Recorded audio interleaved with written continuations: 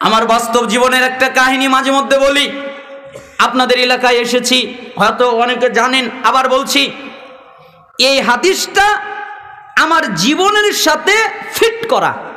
এই হাদিস আমি যেদিন পড়েছি ওই দিন আমার ভাগ্য পরিবর্তন হয়ে গেছে। কিভাবে?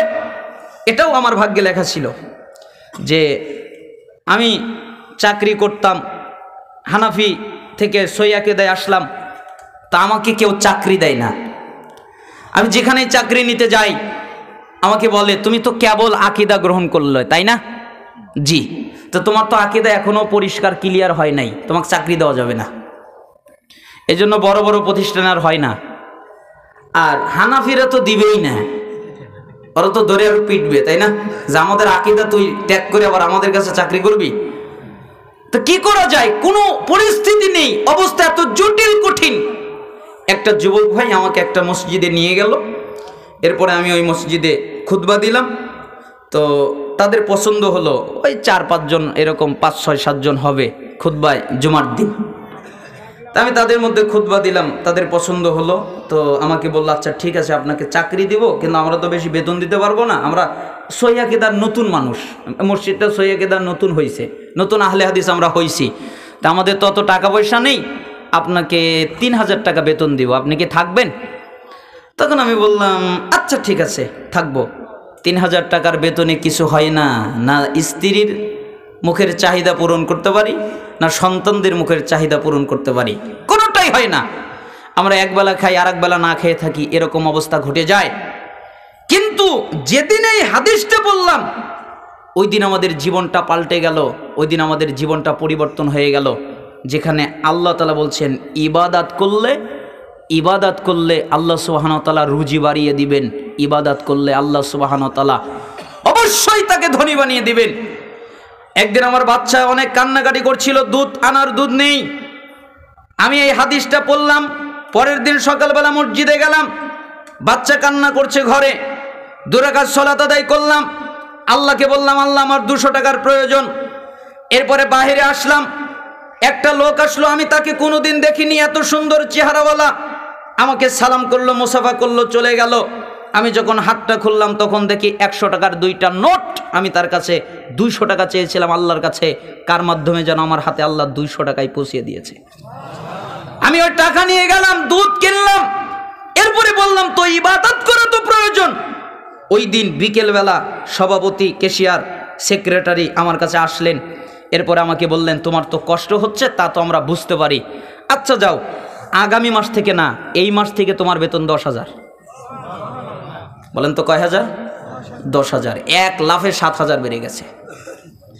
এই হাদিস আমার জীবন পাল্টে দিয়েছে, ওয়াল্লাহি আল্লাহর কসম। এই হাদিস যেদিন পড়েছি, এই হাদিস অনুযায়ী যেদিন থেকে আমল যতটুকু পেরেছি করেছি, ওই দিন থেকে আজ পর্যন্ত অভাব দেখিই নাই। যে অভাব কি, ওটা এখন আর বুঝতে পারি না, ওটা আর অনুধাবন হয় না যে অভাব কি। ঠিক আপনিও যদি আল্লাহর ইবাদত করেন, আল্লাহর দাসত্ব করেন, আল্লাহর বন্দেগী করেন, তাহলে আল্লাহ আপনাকে ধনী বানাবেন, আপনার অস্থিরতা দূর করবেন। আর যদি তা না করেন, আল্লাহ আপনার অস্থিরতা বাড়াবেন, আর বিনিময়ে আল্লাহ সুবহানাহু ওয়া তাআলা কখনো আপনার দরিদ্রতা দূর করবে না। এজন্য আল্লাহ নবী সাল্লাল্লাহু আলাইহি ওয়াসাল্লাম বললেন, তুমি কি ধনী হতে চাও? তাহলে তোমার তাকদিরে যা আছে তার উপরে খুশি থাকো, বিনিময়ে আল্লাহ তোমাকে ধনী বানিয়ে দিবে। ওয়া আহসিন ইলা জারিকা তাকুন মুমিনা। 3, তোমরা কি প্রকৃত মুমিন হতে চাও? যে আল্লাহ আমাকে মুমিন বানিয়ে দিক, প্রকৃত মুমিন হতে চাও, এটা কি চাও নাকি? তাহলে শোনো, তোমরা যদি প্রকৃত মুমিন হতে চাও, তাহলে তোমার প্রতিবেশীর সাথে ভালো আচরণ করো। তোমার প্রতিবেশী হিন্দু হতে পারে, তোমার প্রতিবেশী খ্রিস্টান হতে পারে, তোমার প্রতিবেশী ইহুদি হতে পারে, তোমার প্রতিবেশী নাসারা হতে পারে, তোমার প্রতিবেশী বৌদ্ধ হতে পারে, যে কেউ হতে পারে, তাতে কোনো অসুবিধা নেই, তাতে কোনো সমস্যা নেই। কিন্তু তুমি তোমার প্রতিবেশীর সাথে ভালো আচরণ করবে, উত্তম আচরণ করবে। তুমি যদি তা না করো, তুমি মুমিন হতে পারবে না। আর যদি উত্তম আচরণ করো, বিনিময়ে তুমি মুমিন হয়ে যাবে। তো মুমিন হতে চাইলে তোমার প্রতিবেশীর সাথে ভালো আচরণ করো। আমরা করি? মনে হয় না। আমাদের প্রতিবেশী মনে হয় আমাদের হাত থেকে নিরাপদ নয়, আমাদের হাত থেকে মনে হয় নিরাপদ নয়। এজন্য আপনাকে বোঝাতে চাচ্ছিলাম, আপনি যদি মুমিন হতে চান, তাহলে প্রতিবেশীর সাথে ভালো আচরণ করবেন। ওয়াহিব্বা লিন-নাস মা তুহিব্বু লিনাফসিকা তাকুন মুসলিমা। 4, তোমরা কি প্রকৃত মুসলিম হতে চাও? যে আল্লাহ আমাকে প্রকৃত মুসলিম বানিয়ে দিক, এটা কি চাও নাকি? যে প্রকৃত মুসলিম হই, এটা কি চাও? যদি চাও তাহলে শোনো, নিজের জন্য যা পছন্দ করো অপরের জন্য তাই পছন্দ করবে। নিজের জন্য যেটা পছন্দ করো, আল্লাহ আমার উপরে জুলুম না করো, আমার উপরে ওই লোকটা জুলুম না করুক, আমাকে ওই লোকটা গালি না দিক, আমাকে ওই লোকটা এটা না বলুক, আমাকে ওই লোকটা সেটা না বলুক, এটা যদি চাও, আমাকে কেউ কষ্ট না দিক, আমাকে কেউ আঘাত না দিক। একটা হাদিস আপনাকে বলি, মনে রাখবেন।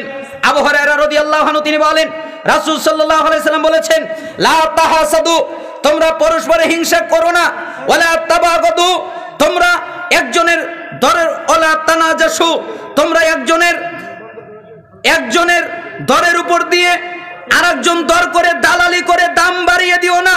ওয়ালা তাবাগাদু, তোমরা নিজেদের মধ্যে বিদ্বেষ রেখো না। ওয়ালা তাদাবারু, তোমরা কারো পিছনে লেগে যেও না। ওয়ালা ইয়াবিবাদুকুম আলা বাইবাদ, তোমরা কারো বেচা কেনার সময় আগ বেড়ে কেনা বেচা করো না, কোনো কিছু কিনতে যাও না, তোমার ভাই কষ্ট পাবে।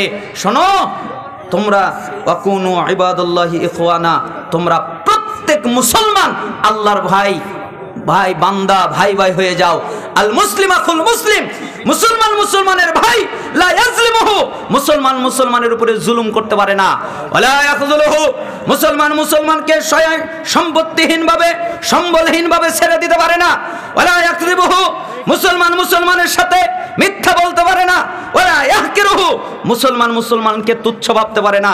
আত্তাকওয়া হাহুনা ওয়া ইউশিরু ইলা সাদরি সালাসা মাররাতিন, এই কথা বলে তিনি বুকের দিকে ইঙ্গিত করে বললেন, তাকওয়া এখানে, তাকওয়া এখানে।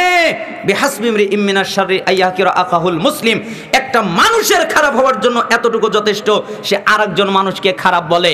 যে বলে ওই লোকটা খারাপ, সেই খারাপ। কুল্লুল মুসলিম আলাল মুসলিমি হারাম দামুহু ওয়া মালুহু ওয়া ইরদুহু, প্রত্যেক মুসলমানের উপরে অপর মুসলমানের জন্য হারাম। মুসলমান মুসলমানের রক্ত বের করতে পারে না, মুসলমান মুসলমানের সম্পত্তি মেরে দিতে পারে না, মুসলমান মুসলমানের সম্মান নষ্ট করতে পারে না। তার মানে আমি আপনাকে বোঝাতে যাচ্ছিলাম, এটা হচ্ছে রাসূলুল্লাহ সাল্লাল্লাহু আলাইহি ওয়াসাল্লামের আদর্শ, এটা আমি আপনাকে বোঝাতে চাচ্ছিলাম।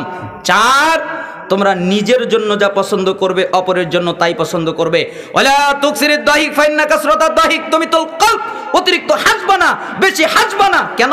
বেশি হাসলে হৃদয় মরে যায়, অন্তর মরে যায়। ডাক্তার বলেছে বেশি হাসলে হার্ট ভালো থাকে, মুহাম্মদ সাল্লাল্লাহু আলাইহি ওয়াসাল্লাম বলেছেন বেশি হাসলে হৃদয় মরে যায়। ডাক্তারকে মানি না, মুহাম্মদ সাল্লাল্লাহু আলাইহি ওয়াসাল্লামকে মানি। অতএব বেশি হাসা যাবে না, অট্ট হাসি দেওয়া যাবে না। যেই মজলিসে, যেই বৈঠকে বেশি হাসি রহস্য চলে, ওই বৈঠকে ওই মজলিসে বসা যাবে না। 5টা কথা বললেন। 1, হারাম ত্যাগ করো, বিনিময়ে আল্লাহর ওলি হয়ে যাবে। 2, তাকদীরের উপরে খুশি থাকো, বিনিময়ে ধনী হয়ে যাবে। 3, প্রতিবেশীর সাথে ভালো আচরণ করো, বিনিময়ে মুমিন হয়ে যাবে। 4, নিজের জন্য যা পছন্দ অপরের জন্য তাই পছন্দ করো, বিনিময়ে মুসলিম হয়ে যাবে। 5, অতিরিক্ত হাসবা না, অতিরিক্ত হাসলে হৃদয় মরে যায়, অন্তর মরে যায়। তিরমিজি 2305, মিশকাতের 5171 নম্বর হাদিস সনদ সহিহ। আল্লাহ সুবহানাহু ওয়া তাআলা আমাদের এই হাদিস অনুযায়ী আমল করার তৌফিক দান করুন। আপনাদেরকে অবগতি করার জন্য বলছি, হাদিসের মধ্যে এসেছে এই প্রোগ্রাম করার জন্যে টাকা পয়সার প্রয়োজন হয়, আপনারা তা জানেন।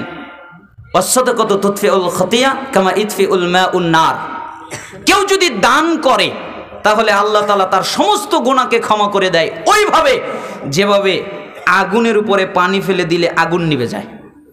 আচ্ছা, আপনারা চান না আমাদের গুনাহ ক্ষমা হয়ে যাক? এই জন্য আপনারা যে যা পারেন, স্বেচ্ছাসেবক ভাইয়েরা গামছা নিয়ে অথবা কিছু নিয়ে আপনাদের মধ্যে যাবেন, অথবা আপনারা যারা বৈঠকে এসে দান করতে চান তারা দান করে যেতে পারেন। আমি আপনাদেরকে অনুরোধ করছি, যে যা পারেন, কেউ খালি হাতে যাবেন না। 10 টাকা পারেন, 20 টাকা পারেন, 100 পারেন, 50 পারেন, আপনারা দান করবেন। আল্লাহ সুবহানাহু ওয়া তাআলা আপনাদেরকে দান করার তৌফিক দান করুন। আসলে আমি খুবই শারীরিকভাবে অসুস্থ, আমার কণ্ঠটা খুবই ব্যথা, কথা বলা খুব কষ্ট হচ্ছে। তো আপনাদের সামনে আমি যে কথাবার্তা বললাম, যদি আপনারা কষ্ট পেয়ে থাকেন ক্ষমা সুন্দর দৃষ্টিতে দেখবেন। আল্লাহ সুবহানাহু ওয়া তাআলা আপনাদেরকে কবুল করুন, এই মাহফিলকে কবুল